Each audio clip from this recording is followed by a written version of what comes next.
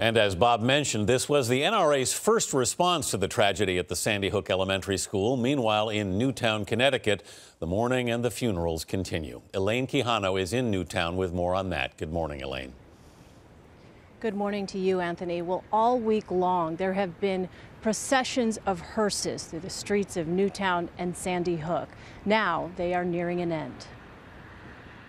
Dignitaries and residents gathered for a moment of silence as a bell tolled 26 times. The solemn occasion marked 1 week since 20 children and 6 adults were killed at the Sandy Hook school. Nearby, the mood was somber too, as yet more wakes and funerals were held for the victims. Meanwhile, in Washington, the National Rifle Association made its first public comment on Newtown since the tragedy. NRA Chief Executive Wayne LaPierre rejected calls for more gun restrictions. The only thing that stops a bad guy with a gun is a good guy with a gun. LaPierre argued instead for the presence of armed guards in every American school. We need to have every single school in America immediately deploy a protection program proven to work, and by that, I mean armed security. He took no questions from reporters and was interrupted twice by protesters. NRA, stop killing our children.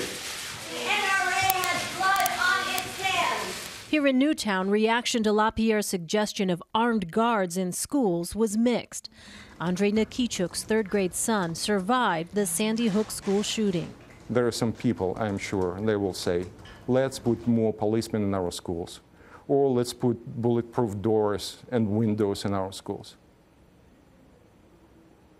What I could tell them would be, do you really to have a shootout like an OK Corral in our schools? Desiree Vayuso's daughter also survived the shooting. She says the NRA is on the right track. We are a nation of strong opinions and strong beliefs, and some of us are changing our minds, though. So, 3 more funerals will take place today. Josephine Gay had just turned 7.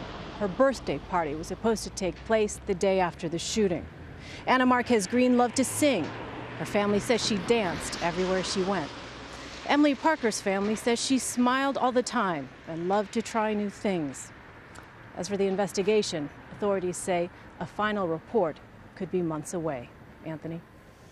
Elaine Quijano in Newtown, Connecticut this morning. Thanks, Elaine.